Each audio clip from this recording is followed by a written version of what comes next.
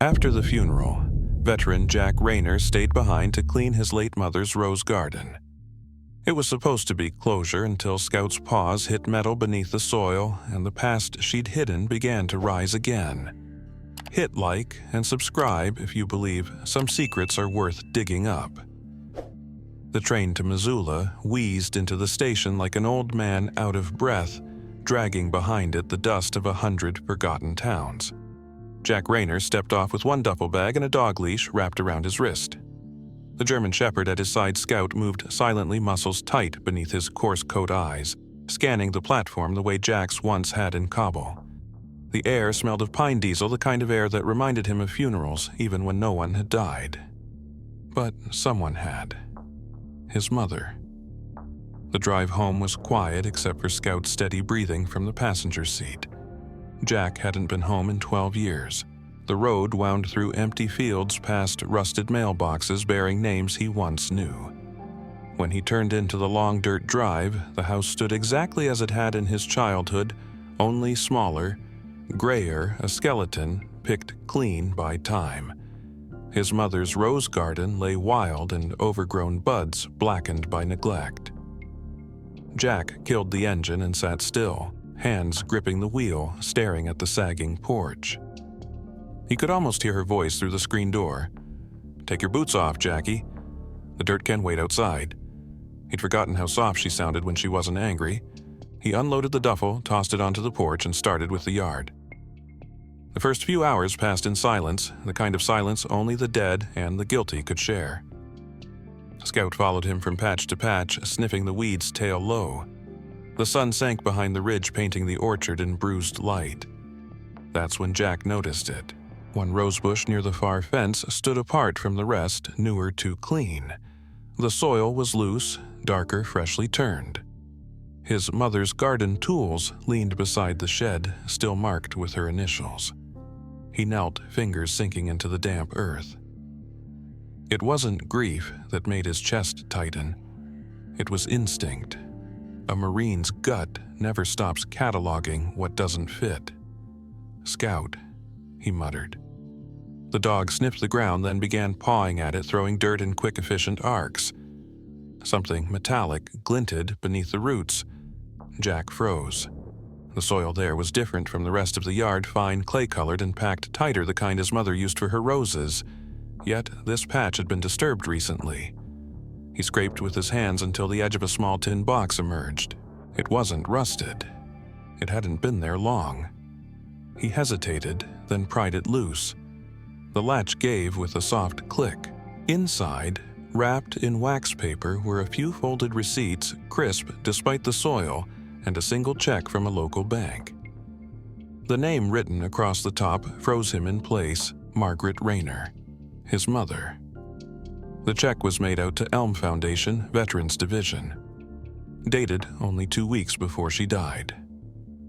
Jack's pulse thudded in his ears. The Elm Foundation. He remembered their brochures, polished slogans about serving those who served. He'd once applied for their aid and never heard back. Now, his mother was wiring them money. He leaned back on his heels, wiping dirt onto his jeans. Scout sniffed the box, whining softly. "What the hell were you into, Mom?" he murmured. He looked toward the house, dark windows reflecting the dimming sky. It felt wrong, like someone had buried more than a plant here. He checked the ground again. The hole was shallow, hastily packed. The roots of the young rose hadn't even taken hold. The air was cooling fast, carrying that sharp mountain smell that always came before rain. He stood the box under his arm and headed for the porch. Scout trotted beside him, head low, ears twitching at every sound. Inside the house was neat in a way that hurt dishes stacked or reading glasses folded on the counter. No sign of illness of preparation, just absence. Jack set the box on the kitchen table. The check trembled in his hand. The date mocked him. She'd sent money right before dying alone in this house, to a foundation she'd never mentioned. He grabbed a beer from the fridge, warm expired, and drank it anyway. Scout lay down near the door, eyes fixed on him. Jack stared at the tin box, at his mother's handwriting, looping across the check, and felt a weight pressed down that had nothing to do with debt or grief. He wasn't sure if he wanted answers, but he knew he couldn't leave that hole unfilled. "We'll start tomorrow," he said softly. Scout lifted his head as if understanding. Outside, the wind picked up, carrying the faint scent of roses that shouldn't have bloomed. The morning after the sky hung low and gray, the kind of Montana morning that pressed down on the lungs. Jack stood in the kitchen, the tin box still sitting on the table like an accusation. He hadn't slept much.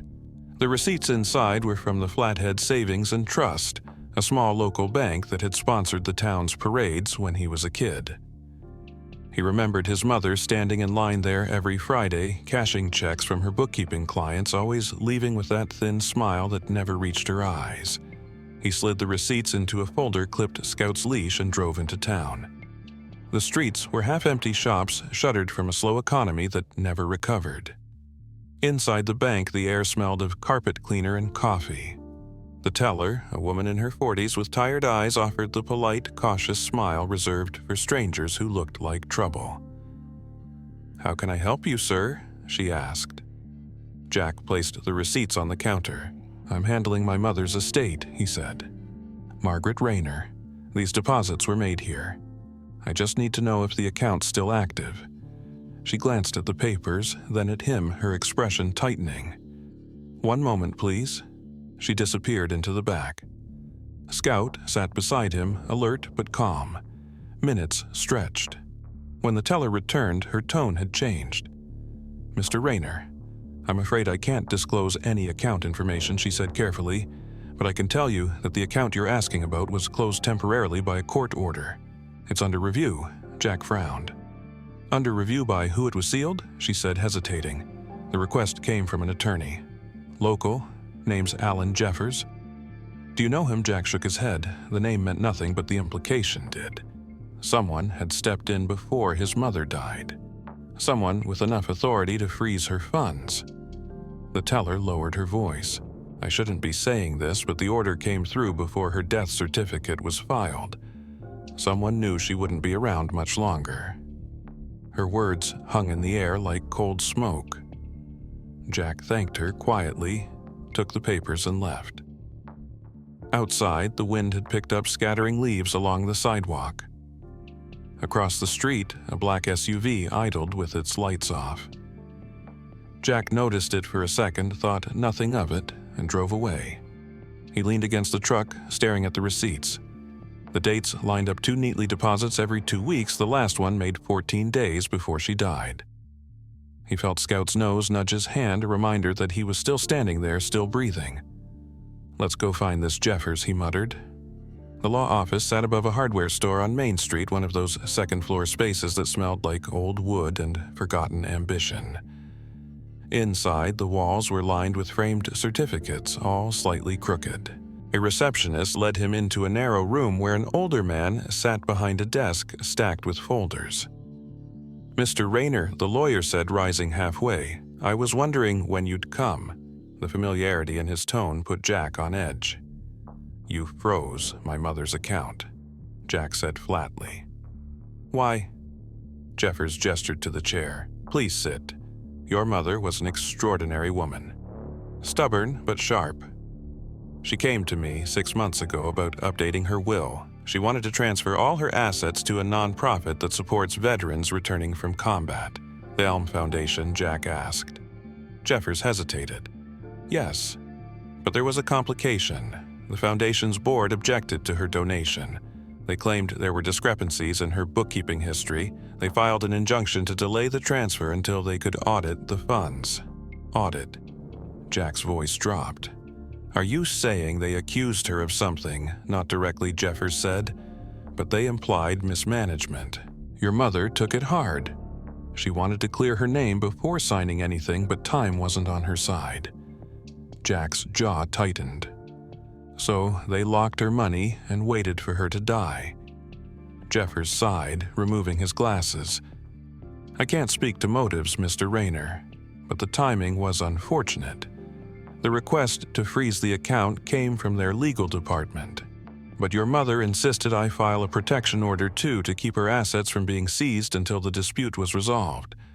She didn't want her funds lost in the dispute. Jack stared at the man across the desk, the neat stacks of paper between them, the quiet hum of a ceiling fan that sounded too calm for what he was hearing. His mother had been fighting these people trying to protect something, and now her money, her work, her name were trapped in a bureaucratic limbo. "Do you have her last statement?" he asked. Jeffers nodded, opened a drawer, and handed over a single page. It was a handwritten note on his mother's stationery. "If the Elm Foundation contacts my son, tell him to ask what they built on the backs of soldiers." Jack folded the note slowly, the paper trembling slightly in his hands. Scout shifted near his leg tail, brushing the floor once. Outside, the clouds broke open, spilling thin rain against the window pane. Jack tucked the note into his pocket and stood. "Thank you for your time, Mr. Jeffers." "Mr. Rayner," the lawyer said, stopping him at the door. "Be careful who you ask about this. People forget how quickly good intentions can turn dangerous."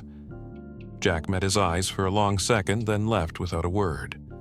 The rain followed him down the steps, tapping against his jacket like a warning he didn't yet understand. The rain lingered through the night, turning the soil around the rose garden into mud.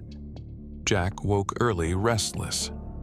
The note from the lawyer burned in his pocket, its words circling his thoughts like flies. Ask what they built on the backs of soldiers. He brewed coffee in a pot that hissed and coughed, poured a cup and stood at the kitchen window watching Scout nose through the wet yard. The house still smelled faintly of his mother lavender soap, the paper scent of old books. He hadn't been able to step into her bedroom since the funeral, but now he needed to. If there were answers, they'd be in the place she trusted most. The room felt smaller than he remembered. Curtains drawn a faint layer of dust over the dresser. On the nightstand sat her Bible, worn soft from the years of use, its pages feathered and yellow. When he lifted it, something slid out a folded newspaper clipping, brittle with age. He unfolded it carefully.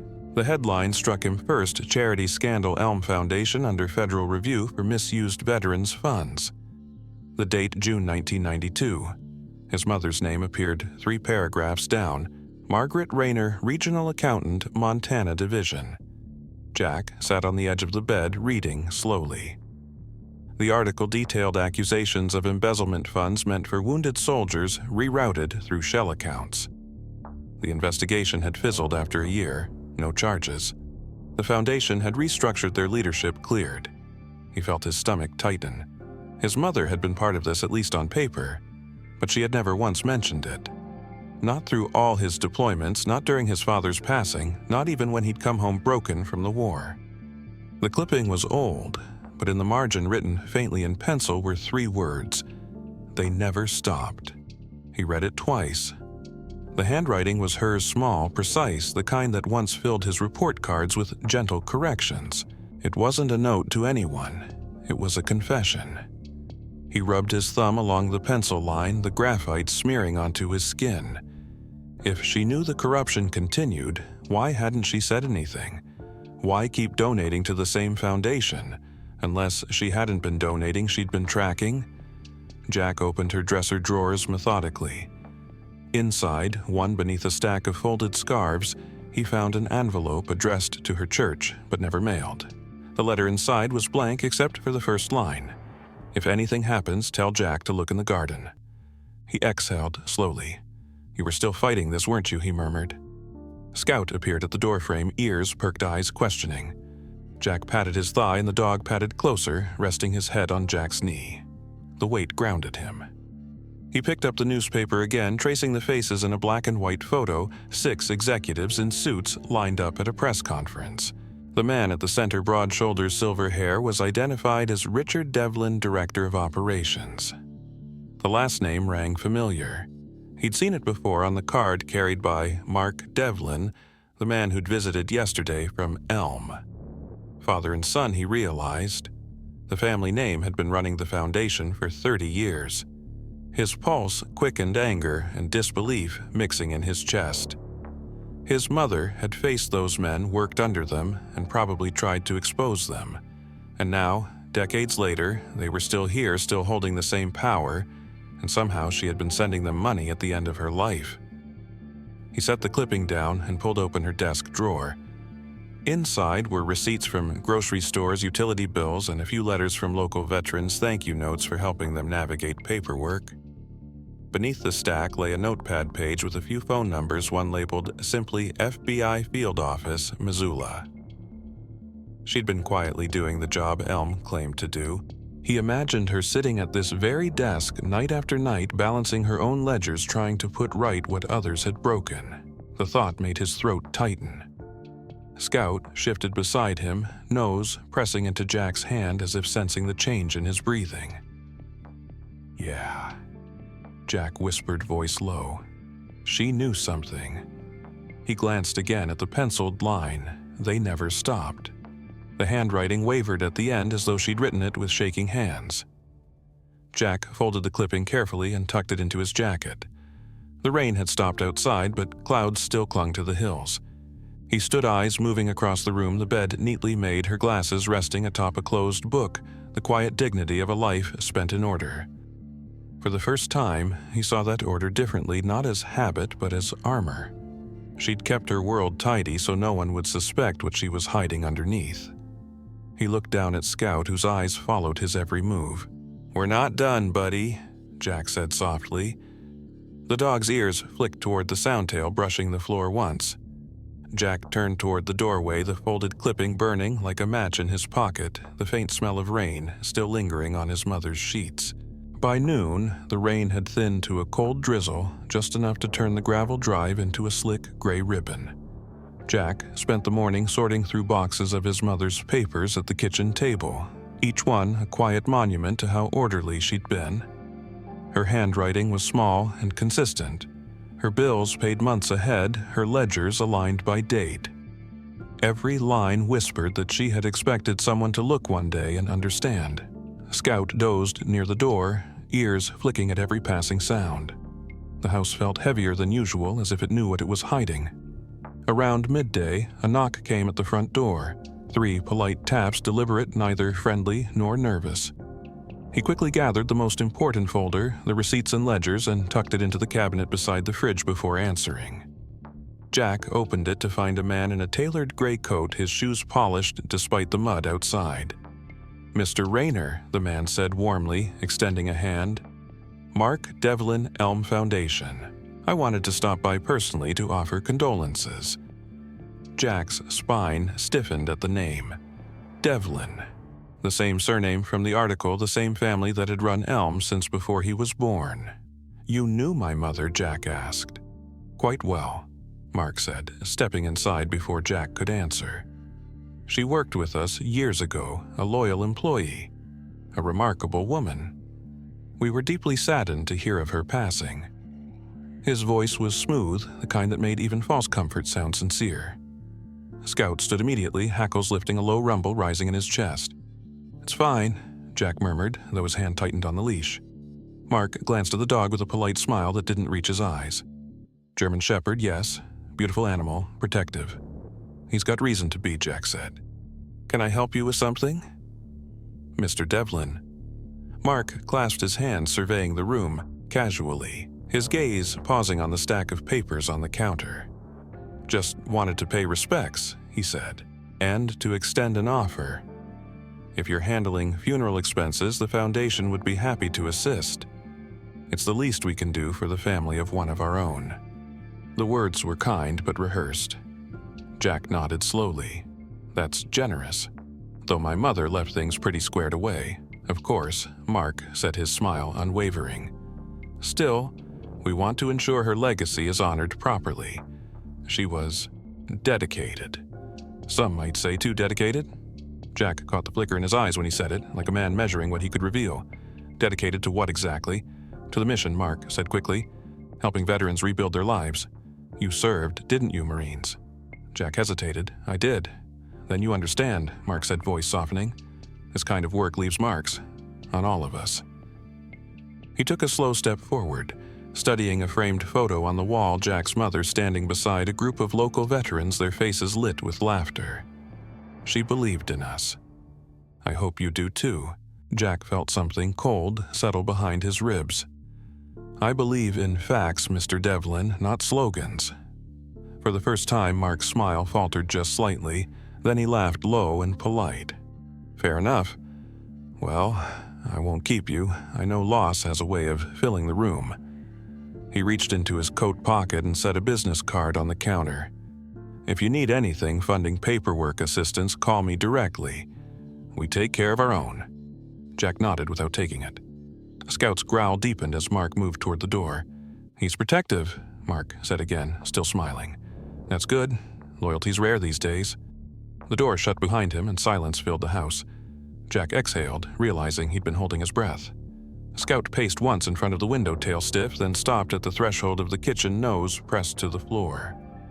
"What is it?" Jack asked, kneeling beside him. The dog's nose traced a thin smear of wet earth across the linoleum leading from the doorway to the counter. Jack looked closer. The footprints were faint but distinct. Mud. Mark's polished shoes had left marks when he stepped inside. But there was something else. The cabinet door beside the fridge hung slightly ajar, one hinge loose. Jack pulled it open. The folder of documents he'd been organizing that morning, the ones with the old receipts, was gone. He froze. His mind retraced the last 15 minutes. Mark's gaze on the papers, his careful movements. The moment he'd stepped closer to the counter, distracting him with talk about service and loyalty. Jack's stomach tightened. "He was here for this," he muttered. Scout let out a soft growl, his body-tense eyes fixed on the empty space in the cabinet. The air inside the house felt different now, hollow, stripped of something vital. Jack picked up the business card from the counter. The paper was heavy, the letters embossed in deep black, Mark Devlin, Executive Director, Elm Foundation. No address, only a phone number. He turned it over. On the back, faint traces of dirt. Not from outside the same clay-colored dust from the rose garden. Jack stared at it, heart beating harder with each second. Scout whined softly, breaking the silence, but Jack didn't move. Outside, a car engine started fading into the distance. The scent of wet soil drifted in through the open door. The house felt colder that night, though the thermostat read the same. Jack sat at the kitchen table, the faint trace of mud still staining the floorboards where Mark Devlin had stood. He hadn't touched the missing folder, hadn't called the number on the card. He just sat there, staring at the remaining boxes of his mother's things as if they were the last unbroken link to her. Scout lay under the table head between his paws, his eyes never leaving Jack's face. The silence had weight. Jack finally reached for another box, one that had been sealed with brittle masking tape. Inside were ledger spiral-bound notebooks and envelopes labeled in his mother's neat script. The top one read Elm Disbursements 1999, 2020. He flipped it open. Columns of numbers filled the pages.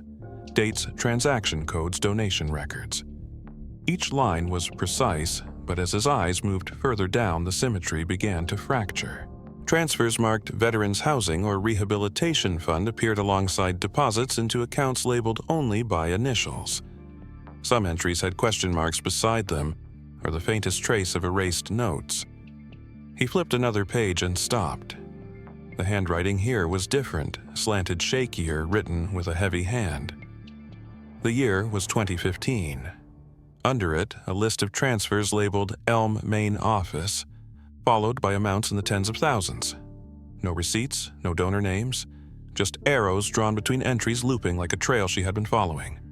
Jack leaned closer. Each arrow led to a small note in the margin: recycled funds, same source, no audit. His stomach tightened. These weren't just accounting records, they were evidence. Quiet, detailed evidence of something wrong. His mother hadn't been keeping books for Elm, she'd been tracking them. For 20 years, she had watched the same money circulate through different accounts disguised as new donations. A closed loop, money laundering hidden inside charity. He turned another page, his pulse quickening. The last few entries had been written in pen so faint it barely showed through. The handwriting trembled. One line caught him. Transfer rejected Devlin's signature override. She had caught them altering authorizations. His breath came slower now, heavy in his chest. Scout lifted his head ears, twitching, sensing the shift. "You knew," Jack whispered under his breath. "You were watching them this whole time." He turned to the back of the notebook. Between the final pages, a folded sheet of paper was tucked yellowed and creased. He unfolded it carefully. The handwriting was rough, uneven, the ink slightly smudged as if written through tears or shaking hands. "If you are reading this, Jack, it means I failed to finish what I started. Don't hand these over, not yet. Understand why I stayed silent." The words hit like a hammer. He read them twice, then a third time, the sentence bending differently each time. "Don't hand these over. Understand why I stayed silent." All his life he had believed his mother to be a woman of quiet integrity, someone who lived within rules, who respected order. But this note, this plea, blurred that image. Had she been protecting someone, or protecting herself, or was the silence itself her rebellion? He pushed the notebook aside and rubbed his face with both hands. Scout stood padding around the table, his nails clicking against the wood floor before pressing his head against Jack's thigh. The warmth of the dog's body steadied him for a moment. "What were you trying to tell me, Mom?" he said quietly. He looked back at the ledger. The columns of numbers seemed almost alive now, threads connecting a web that stretched across decades. If she had been keeping this in secret, it meant she was afraid. And if she was afraid, it wasn't of mistakes, it was of the people she was exposing. Devlin, Elm, the ones who had come smiling to her door. Jack stood pacing slowly. His mind replayed every moment of Mark's visit the way he'd looked at the papers, the precise calm in his voice, the footprints. He realized now that Devlin hadn't just wanted to retrieve documents. He had wanted to erase history one ledger at a time. Jack stopped by the window looking out into the dark yard where the roses shivered under the wind.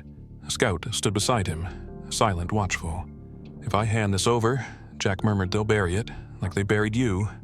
The words felt raw. He turned back to the notebook, tracing the line his mother had written.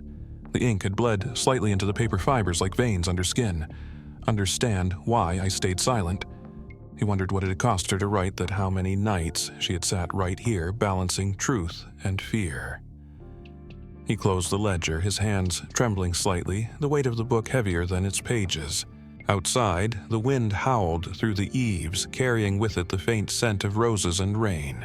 The next morning brought no rest, only a sense of direction sharpened by exhaustion. Jack woke before sunrise, the ledger still on the table where he had left it, his mother's final words echoing in his mind.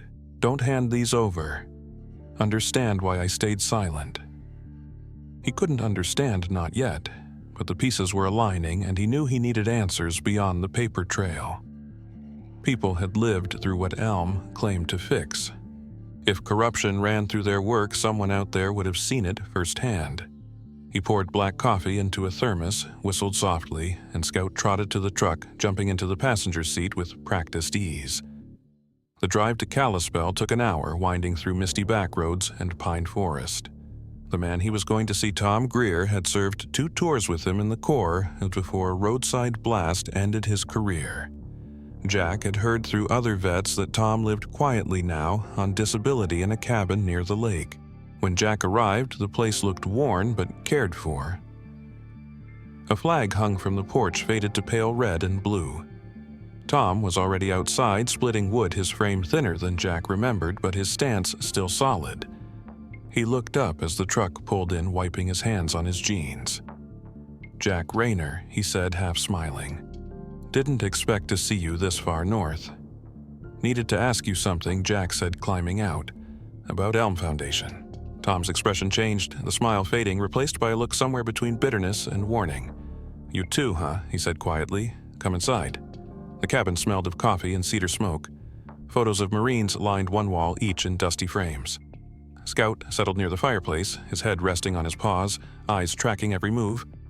Tom poured 2 mugs of coffee and sat opposite Jack at the table. So, Tom began. "You want to know how Elm helps people like me?" He gave a dry laugh that didn't reach his eyes. "They helped at first. Paid for my first prosthetic, covered some therapy, then the calls started." Jack frowned. "Calls check-ins, they called them," Tom said. asking how I was doing, if I'd been talking to anyone, journalists, lawyers, other vets. They said it was just routine monitoring. But when I started asking where the donations were coming from, the payments stopped. Rent, meds, everything, cut off overnight. Jack leaned back, the coffee cooling, untouched in his hands. You think they're blackmailing veterans? Not blackmail, Tom said flatly. Control. You speak up, you lose your support. You play along, you get your benefits. He rubbed his jaw, the lines on his face deepening. I thought about going public years ago, but nobody listens to a crippled vet with bills to pay. Then, out of nowhere, your mom wrote me. Jack's heart stuttered. My mother, Tom, nodded, reaching for a tin box on a shelf. He pulled out an envelope, worn and yellowed. 5 years ago, I kept it. He handed it across the table. Jack unfolded the letter carefully, recognizing the familiar loops of his mother's handwriting. Tom, I know they've taken what was promised to you. You were right to question them. Please be patient. I'm working to stop them, but I need proof before I can act. Don't lose hope. Margaret Rayner. The words blurred for a moment as he read. His throat tightened, both pride and sorrow mixing in equal measure. He looked up, voice rough. She was trying to fight them. Alone, Tom said quietly. I wrote back, but she never responded. Figured she gave up or they got to her.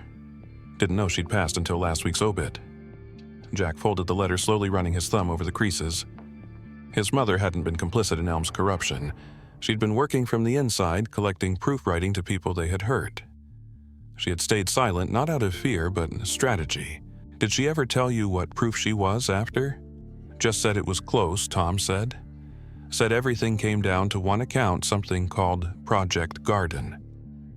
I thought it was code, but now that I hear you found her ledgers... He trailed off, watching Jack's reaction. Jack swallowed hard. Garden, he repeated.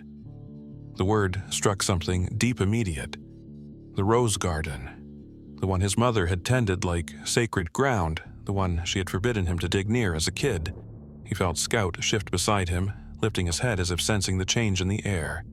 You think that means something, Tom asked. Jack stood slowly. I think she'd left more than proof on paper. Tom leaned back, the wood chair creaking beneath him. Jack, if you're going after them, be careful. These people don't play fair. Neither do I, Jack said quietly. He folded the letter, tucked it into his jacket, and looked out through the cabin window. The lake was still mirror flat, the reflection of clouds broken only by wind. Somewhere beneath that calm, he knew something dangerous was moving. Scout stood tail low, waiting by the door. The wind carried a strange quiet that night, the kind that came before a storm. Jack had returned late from Tom's cabin, mind tangled with questions that refused to rest.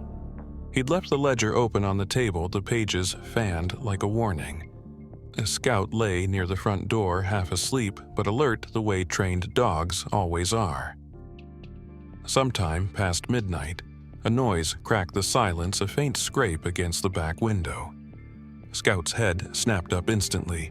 His growl was deep, controlled not panic but command. Jack woke the way soldiers do, heart already in motion before thought caught up. He slid quietly from the bed, reached for the baseball bat leaning by the dresser, and moved toward the sound. The house felt too still, too aware. Another sound, this time the metallic squeal of a hinge, sent adrenaline through his chest. Scout was already at the back door, teeth bared, eyes locked. Then the glass shattered. Jack hit the light switch. A shadow bolted from the kitchen, crashing through the porch. Scout lunged, a blur of muscle and fury, barking once, sharp, precise.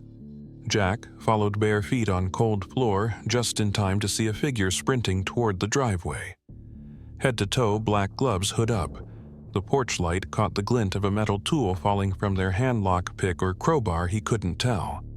Scout tore across the yard, growl echoing through the open night. The intruder reached a vehicle parked by the road, a black SUV engine idling. Jack froze for a second. He knew that car.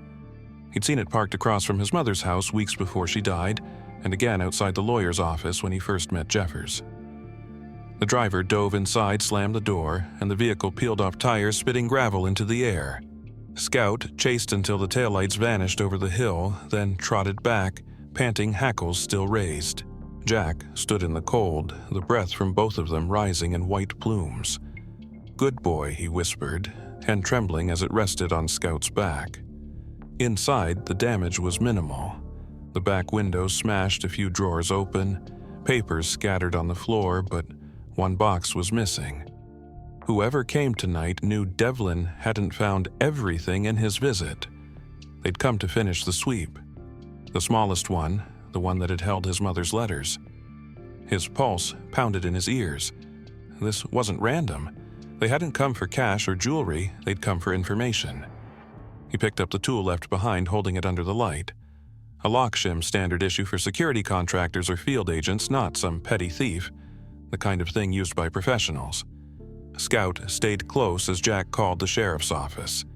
By the time the cruiser pulled up, dawn had begun to gray the horizon. Two officers stepped out, one older, with a weary face, the other young and cautious. Jack Rayner, the older one, asked, "Heard you had an incident." Jack nodded, showing them the window. "They took papers. My mother's records." The older cop crouched, scanning the ground with a flashlight. "Footprints lead to the road," he said. "Heavy tread. Not work boots.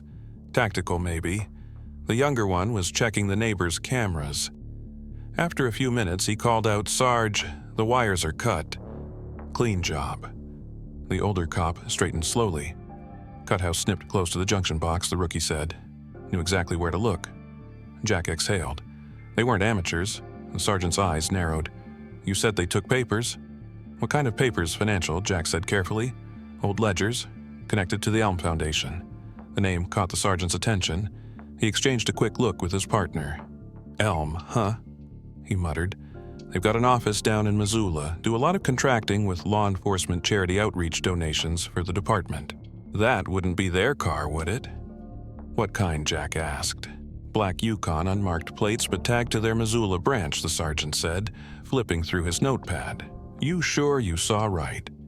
"I'm sure," Jack said. His voice came out sharper than he intended. Scout's ears perked at the tone.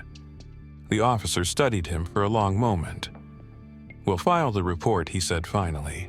"But if it's who you say, I'd be careful, Mr. Rayner. They've got friends in high places." Jack watched the patrol car disappear down the drive, the sound of its tires swallowed by wind. He stood in the doorway with Scout beside him, both staring at the horizon where the SUV had vanished. The morning light broke cold over the rose garden, and he could almost feel her warning in this air. "Understand why I stayed silent." He understood now. Not because she feared exposure, but because she knew what they'd do to anyone who spoke. Scout pressed against his leg, a solid presence, steady as the ground beneath him. "They came for her once," Jack murmured. "Now they're coming for us." The sun climbed higher, spilling gold over the broken glass, the empty box, and the roses still dripping with dew. The following day dawned without color. The air carried the dull heaviness of impending snow, and Jack could feel its stillness pressing against the house. The police report lay unfinished on the counter, but he didn't need law enforcement anymore. This was beyond local jurisdiction. He needed exposure. Truth that couldn't be buried behind sealed warrants or missing evidence. His mother had died trying to get the truth out. He wasn't going to die silent. By late afternoon, he had packed the ledgers, the copied pages, and Tom's letter into a weathered messenger bag. Scout waited by the truck door as if he knew where they were headed. The drive to Helena was long and quiet. He stopped twice for gas, each time scanning mirrors for the black SUV that haunted his thoughts. It never appeared, but the sense of being followed lingered like static. Rachel Moore's office sat above a bookstore downtown, a converted loft. She had been a name whispered among veterans' circles for years. A journalist who'd once exposed a defense contractor's false medical claims before her story got buried under national security. When Jack knocked, her voice called out low and sharp, "Doors open." Rachel was in her 30s, dark hair tied back, the glow of two monitors reflecting in her glasses. Files and half-empty coffee cups covered every surface. She looked up when she saw him. "You're Margaret Rayner's son," she said, not a question. Jack froze for a second. "You knew her?" She contacted me 3 months ago, Rachel said, motioning him inside. Said she had proof Elm Foundation was laundering funds through foreign accounts. She sent documents, bank statements, routing numbers from a Swiss account. I was verifying the trail when I got the call that she'd passed. Jack's heart clenched. She never mentioned you. She probably couldn't, Rachel said. I think she knew they were watching her. She gestured to a folder on her desk. I kept everything. I didn't run the story because I couldn't confirm the transfers without a second source. You might be that source. Jack opened his bag and laid out the ledgers. These are her handwritten records, he said. 20 years of internal transfers hidden under donation codes. Some match the dates on your statements. Rachel flipped through the pages, her fingers moving fast-trained eyes, scanning numbers and margin notes. After a few minutes, she stopped and turned her monitor toward him. This is one of the statements your mother sent me, she said. The screen showed a scanned document from a Zurich bank bearing Elm Foundation's name. The incoming transfers were labeled Donor Support Initiatives amounts in the hundreds of thousands. But the sender field stopped Jack Cold Braylock. Defense Systems, Washington, D.C. That's a weapons manufacturer, he said slowly. Federal contracts overseas supply lines. Rachel nodded. Exactly. Braylock's been under investigation twice for inflated billing. They used Elm as a front to move untaxed funds offshore disguised as charitable donations. Your mother's division, the Montana branch, acted as their domestic filter. She must have noticed discrepancies and started recording them. Jack leaned closer, reading the second page.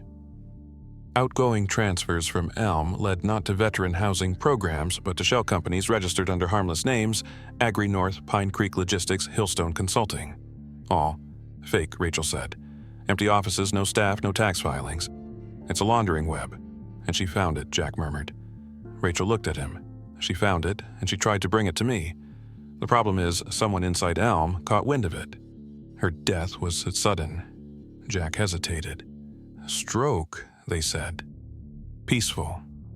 The coroner signed off the same day. Rachel's eyes didn't waver. Maybe it was. Or maybe they made it look that way. Jack looked away, jaw tightening. Scout shifted at his feet, restless tail brushing the floor in slow, uneasy arcs. You think Devlin knew he had to, Rachel said. His signature's on at least 3 of these transfers. The money went from Braylock to Elm, to shell accounts, then back into private investment funds Devlin's firm controls. She exhaled, rubbing her temple. This isn't charity fraud, Jack. It's military laundering federal money routed through nonprofits to hide procurement kickbacks. If this leaks, it's not just Elm that burns. It's half the defense network. Jack sat back, the gravity of it pressing against his ribs. For a long moment, neither spoke. The only sound was the soft hum of her computer. We can't go to the police, Rachel said finally. They're connected. We go public files, dates, everything at once. That'll put a target on both of us, Jack said quietly. You already have one, Rachel replied. She handed him a flash drive. This has everything your mother sent me. Take it somewhere safe tonight. I'll start verifying cross-records in the morning. Jack pocketed the drive, eyes distant. She was trying to finish this, he said. Rachel met his gaze. Then, let's finish it for her. The room fell silent again, thick with purpose. Outside, snow began to fall silent and steady, dusting the city in white. Scout rose, ears twitching as if sensing something beyond the glass. Jack turned toward the window and caught sight of a black SUV parked half a block away, engine idling, its headlights dimmed. His breath caught, and the reflection of its lights flickered across the glass like eyes watching from the dark. By the time they agreed to meet Devlin, the snow had stopped, but the air was sharp and biting, the kind that makes every sound travel farther than it should. Rachel chose the location, a quiet cafe on the edge of town, half empty during weekdays with a clear view of both exits. She'd arranged it under the pretense of a private discussion about Foundation image repair using an anonymous email and a neutral phone line. Jack arrived first, wearing his old field jacket, the small recorder hidden under his collar. Scout waited outside near the truck, eyes alert, breath clouding in the cold. Jack had left the truck window cracked and the cafe door propped half open so Scout could see him. Rachel sat near the back booth with her laptop pretending to review notes, though her hand rested discreetly over her phone. Devlin entered exactly on time, coat immaculate, gloves tucked into one pocket. His composure hadn't changed. He moved like a man who still believed he owned every room he walked into. He greeted Rachel, first voice smooth. "Miss Moore, I appreciate your discretion." Then he turned to Jack, the faintest smile playing on his lips. "And you, Mr. Rayner. I was hoping we'd talk again." Jack didn't offer a handshake. "You took something from my house," he said evenly. "Documents that don't belong to you." Devlin removed his coat and sat unhurried. "I took nothing," he said. "But you have something that doesn't belong to you, either classified financial records, internal ledgers. Those are property of Elm Foundation." Rachel's tone was calm but firm. "You mean the same ledgers showing money funneled through Braylock Defense offshore accounts in Zurich?" Devlin's eyes flicked toward her laptop, then back to Jack. "You've both been very busy," he said softly. "Your mother would be disappointed." Jack's jaw tightened. "Don't talk about her." Devlin leaned forward, slightly lowering his voice. "She came to me once, you know. Begged me to stop this before it went too far. She even had an appointment with the FBI's field office scheduled. Then she backed out. Said she didn't want her son dragged into something ugly." Jack's breath caught. "She didn't back out," Jack said quietly. "You scared her." Devlin's expression hardened. "I didn't need to." She understood the cost of defiance. He folded his hands together. "She called the agents herself and told them to close the inquiry. She said the files were misplaced. She told them you were her only family and she didn't want you dragged into something you didn't understand." His tone softened to almost sympathy. "She knew what happens to people who make noise, Jack. She kept quiet for you." The words hit harder than he expected. For a moment, the noise of the cafe faded, the clink of cups, the low hum of conversation, everything distant. He could see his mother in his mind's eye, sitting at her desk, late at night writing those ledgers by lamplight, knowing she might never speak them aloud. "You expect me to believe that," Jack said finally. Devlin's expression didn't waver. "Believe what you want. But if you release those files, every name in them burns, including yours. Her estate, your house, that dog of yours, it all disappears under litigation. You'll drown before you even reach court." Rachel's phone vibrated once under her hand, a coded signal. She'd triggered the line to the sheriff's office 20 minutes earlier, timing it with a local unit's patrol nearby. Jack didn't move his voice steady. "So that's it, threats wrapped in condolences?" "No threats," Devlin said smoothly, "just facts." But as he shifted slightly, Jack noticed the subtle rise of his jacket near the waist, the unmistakable outline of a holster. Devlin's hand brushed close to it almost reflexively. Before Jack could speak, Scout's bark split the air outside, sharp and warning. The dog had seen movement through the cafe's window, sensed tension. Devlin froze for a fraction of a second, eyes darting toward the noise. Rachel's gaze flicked downward, catching the same detail. "You're armed," she said quietly. Devlin's voice dropped an octave. "I don't like surprises." His hand began to move under the table. Jack reacted without thought, standing quickly, the chair scraping against tile. "Don't," he warned. Devlin's smile vanished. "You don't give the orders here." But before the weapon cleared his coat, the door burst open with a crash. Scout lunged from the entryway, muscles coiled, teeth bared. The German Shepherd hit Devlin's arm with full force, knocking the gun aside as it clattered across the floor. The man shouted, falling back against the booth, his polished composure breaking in an instant.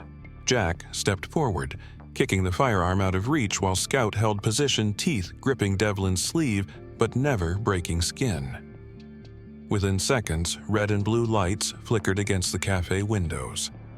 Officers poured in, guns drawn but steady. Rachel raised both hands, voice loud and calm. Weapon on the ground, recording active. The lead officer moved fast, cuffing Devlin where he lay. The gun was bagged, the recorder still blinking under Jack's collar.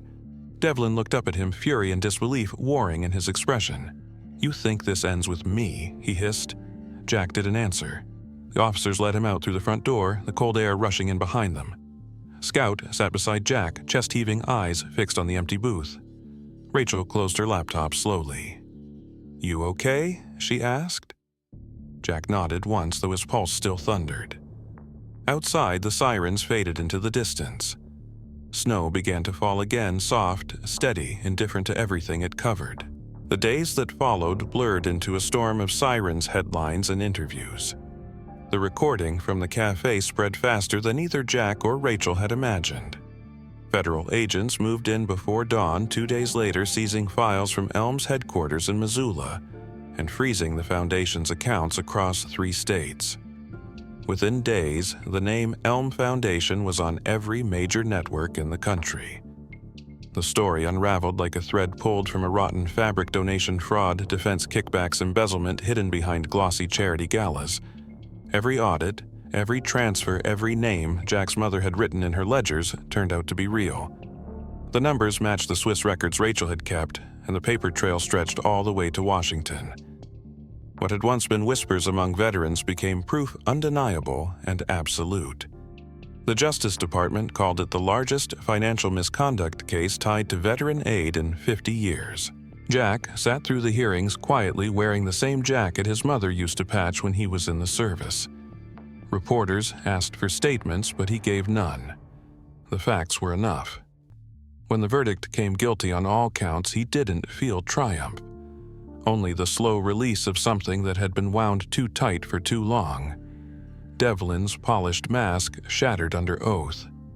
The court heard how Elm had used charity accounts to funnel millions from defense contractors, how whistleblowers were silenced through accidents, and how one accountant, Margaret Rayner, had discovered it all. The prosecutor's voice trembled slightly when he read her name, calling her the unacknowledged guardian of integrity. Jack stared at the floor when they said it, the ache in his chest almost too much to bear. Rachel stood beside him, her hand resting on his arm. The truth had cost his mother everything, but it had survived her. Months later, when the noise quieted and the investigations gave way to rebuilding, the Department of Veterans Affairs announced a new initiative. From the assets seized in the Elm case, a new trust was formed, transparent, federally monitored, focused on rehabilitation and job support. They named it the Rayner Trust for Veterans. The announcement came with a short speech from a federal official praising Margaret Rayner for her silent courage. Jack didn't attend the ceremony. Instead, he spent that morning at home in the garden she had loved most. Spring had come early to Montana, the air thick with the smell of wet soil and new life. The rose bushes that had once stood brittle and gray were showing buds again. He'd cleared the weeds, turned the earth, and rebuilt the small fence she used to mend every summer. Scout lay nearby, head on his paws, watching quietly as if guarding something sacred. Near the center of the garden, in the same patch where the tin box had once been buried, Jack knelt with a single white rose in his hand. The ground was softer now, forgiving. He dug, gently pressing the stem into the earth, and placed the rusted tin box beside it. Its lid was dented, its edges corroded, but he didn't care. He brushed the dirt from its surface and whispered, "You didn't hide justice, Mom. You grew it." His voice broke halfway through, carried off by the wind. Scout shifted closer, resting his chin against Jack's knee, a low hum of comfort rising from his chest. Jack smiled faintly, running his hand through the dog's fur. "We did it," he murmured. The kitchen table, where he'd once spread ledgers, was now bare except for a vase of roses. Rachel's articles had become the definitive record of the case, each one closing another chapter of the story his mother had started. He'd given her the last of the ledgers for safekeeping, keeping only the first page for himself, the one where his mother had written her first entry in 1999. For those who served and were forgotten. The words stayed in his pocket like a compass. In the distance, the faint sound of construction echoed from the edge of town. The new rehabilitation center, funded by the Rayner Trust, was already taking shape, brick by brick, rebuilt on the ruins of greed. Veterans from across the state had started to volunteer there, helping raise walls, plant gardens, fix broken things. The air carried hope again, quiet but real. Jack stood wiping his hands on his jeans. Scout stretched beside him, tail flicking once before settling again. The horizon glowed with the soft gold of sunset, the light catching the petals of the white rose until it seemed almost luminous. Jack looked at it for a long time, his throat tight but his heart steady.